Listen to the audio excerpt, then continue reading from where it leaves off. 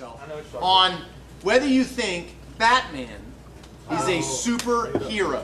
Batman's a ninja, yes, he's a superhero. Okay, well wait. First of all, we gotta back it up, Noah. We gotta back it up and decide what the definition of a superhero is. And let me explain. My definition would be, I will admit that he's a hero. But a superhero to me is someone that has superpowers. But his So if I put a cape on, am I a superhero? No, if you had a giant light that flashed your logo in the sky. Yeah, if I get a giant light and flash my logo, Todd. Oh, Todd, you're super. I'm not. No, I am not. By most definitions, characters strictly require actual superhuman powers to be Thank you. superheroes. Stop. However, However, functions that are devoid of such powers and capabilities that are often referred to as costume crime fighters.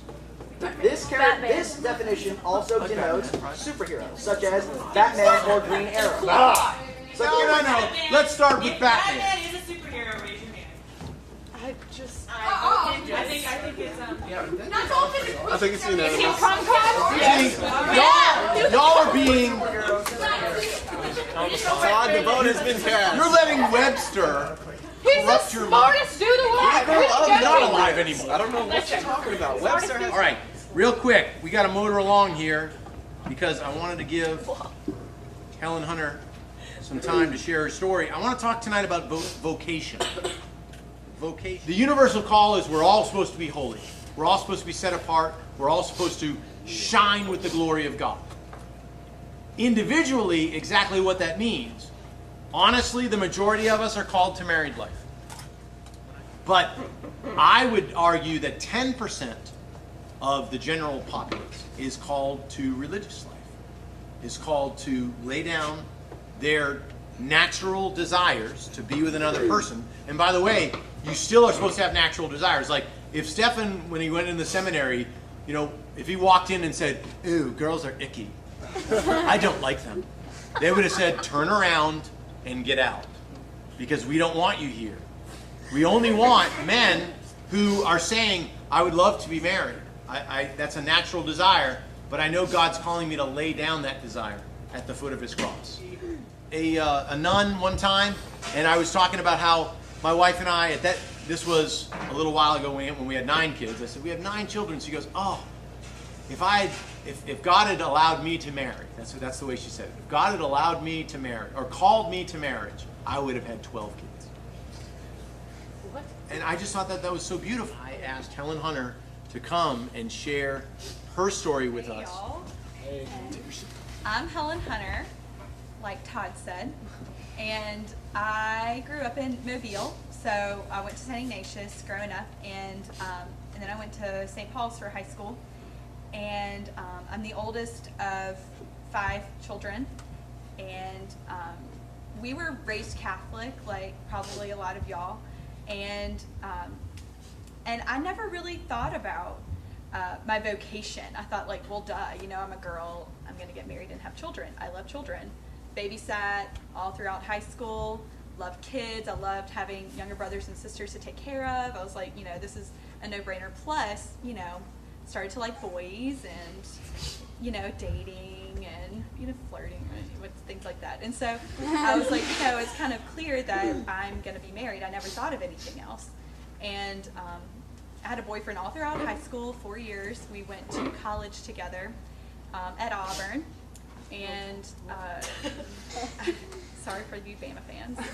I was raised a Bama fan. And then I started to get more serious about my faith after I just felt really empty. I was making some bad choices with my boyfriend and with my new friends at college, and I just wasn't being filled. I felt really, and then I went on this retreat, and like Todd was talking about, the silence. We had adoration, and I wasn't that familiar with adoration. I didn't go on retreats in high school. And just in that silence, everything that people had told me about the Eucharist being real and, you know, body, blood, soul, and divinity of Jesus, I came to believe in Jesus and know that he was, not only was God real, but that he loved me with a very personal love, a very, you know, intimate love, that goes so deep that I'll spend my whole life and all of eternity trying to get to the bottom of it, and I never will.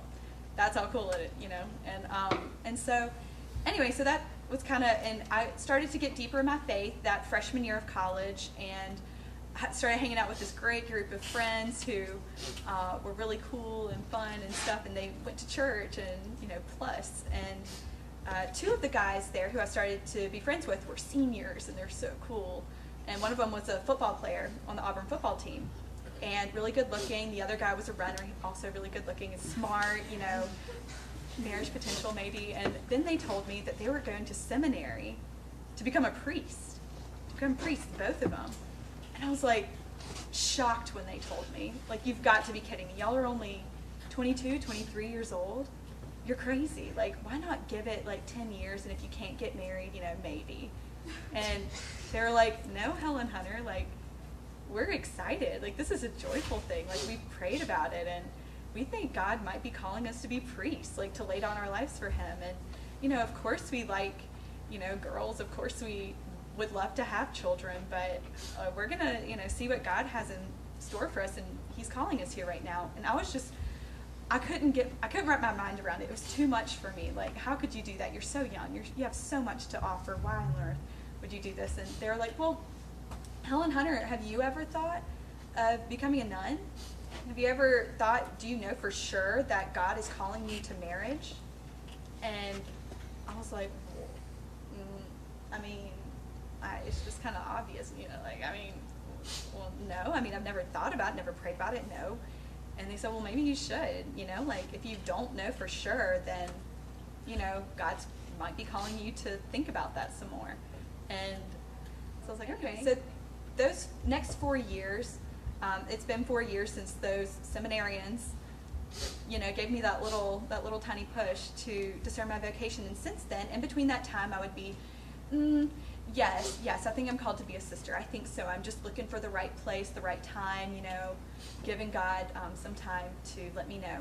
And so I would pray about it. And well, there's this really cute guy, you see, and he goes to church, and he's a good guy, and our children would be really adorable, and and so then I'd have a crush on this guy, and oh God, yeah, maybe you really aren't calling me to be a sister, maybe it's marriage. And so then I'd like go that way, and then no, he's not the one for me. I know that.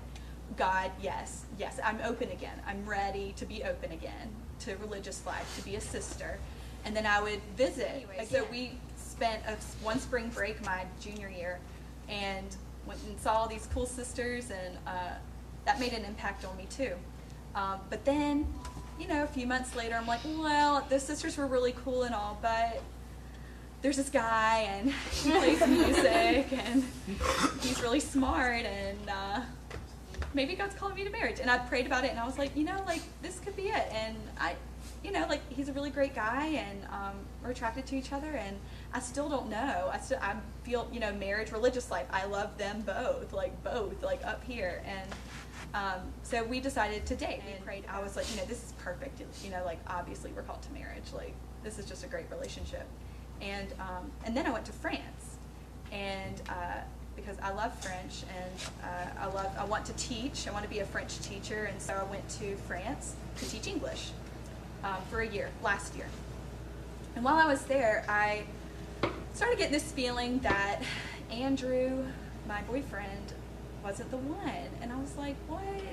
That's impossible. He's great. Like, this is a great relationship. Like, totally God-centered, totally, why did I feel this peace and prayer about our relationship all that time, and now I don't get it.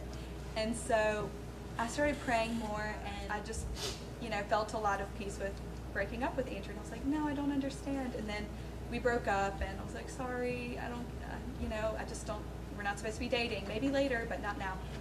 Well, God, as soon as we broke up, religious life, which had kind of been down here on my list of interests or whatever, whoop, came back up. And so I started praying more. Okay, God, religious life again, we've been through this, right? We've been through this. I've been attracted to it, and then a boy comes along who you placed in my life, right? And I started thinking about it more and more, and I was like, oh, let's see, next year I can go to grad school or I can enter a convent. What'll it be? What'll it be? And so I emailed a sister I knew in Nashville, Sister Mary Emily, and I said, Sister, I'm thinking of entering the convent. Can I come on your vocations retreat in May when I come back home from France? And she's like, Helen Hunter, let's talk. Let's Skype. So we Skyped. Yeah. Oh my God. And so we Skyped, and she was like, what's going on in your life? What about Andrew? What about that guy that you were dating? I was like, oh yeah, sister, it's over with us, and I'm thinking I might be called to be a sister, be a teaching sister over there in Nashville with you. And she's like, really? Why is that? And I explained to her that, I thought God was calling me, and she said, do you feel called to be a spouse of Christ? And I was like, well, no. And she's like, okay, well, that's what we are. Like, okay, so are you giving God, that silence to speak to you or not? And I was like, some days. And she was like, okay, well, Helen Hunter, just make that time in your day, commit. It'll be a sacrifice. You got to wake up a little early, like, 10 minutes of time in the morning, 10 minutes in the evening, like start and grow off of that, and just listen to God. He wants to tell you your vacation. He wants more months, and I went on a retreat, a silent retreat. Scary. No, it was so great. And it was 5 days long, all silent except for some talks by a priest. And it was about discerning what God wants for you. And I felt like this call, in the silence, and to give my everything to Him. And what does everything look like to me? And the first thing I thought of was to be a sister, to give my life completely, to give up the ability to have children, physical children, to give up, a husband, and, and I just felt that was how I gave everything. And someone else might think of that and think, marriage is giving my everything. But the first thing that came to my mind was to be a sister. And I thought, if I die tomorrow and I'm not actively seeking to be a sister, I will not be doing God's will. Whoa, really? And so I called back, Skyped Sister Mary Emily again and said, Sister, I'm coming on that vocations retreat. I am called to religious life right now. And she said, okay. I'm going to go, and kind of like, what Stephen did, go. And I really have a lot of peace with knowing that that's where God wants me right now. And He could call me back and say, like, okay, great, I'm glad you gave me that time. Now I want you to go be a wife and a mother. But He could call me there my whole life, and I would be astounded and humbled and overjoyed. Like, that would be the coolest thing ever if I got to be His bride.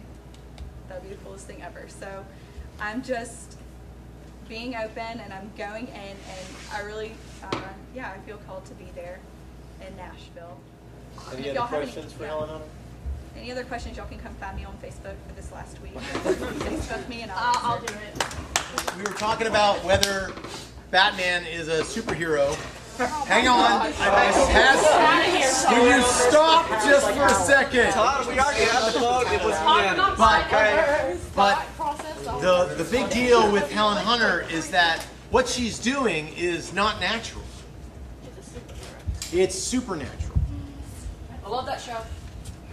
By the way, I know I can kind of fear or sense sometimes people's fears. Like, oh no, God's going to call me to religious life. Let me tell you, if you're open to it and God calls you to religious life, it's not something that you're going to regret. It's not something that you're going to feel like, oh no. If anything, you're just going to fall in love with it. Father Dan Good, if you've had the opportunity, I remember him coming to me before he became a deacon, and he said, Todd, I'm so excited. Like, I just cannot even express to you, I cannot tell you how excited I am. And I said, well, what are you most excited about? He goes, forgiving sins. But here you had Father Dan, who was excited about the supernatural. You and I can't forgive sins. We can't. Helen Hunter is one day, God willing, going to be a spouse of Christ. Know that you will be in our prayers. You'll be in our thoughts, and I will relearn how to write letters, place stamps on them. All right. I love y'all.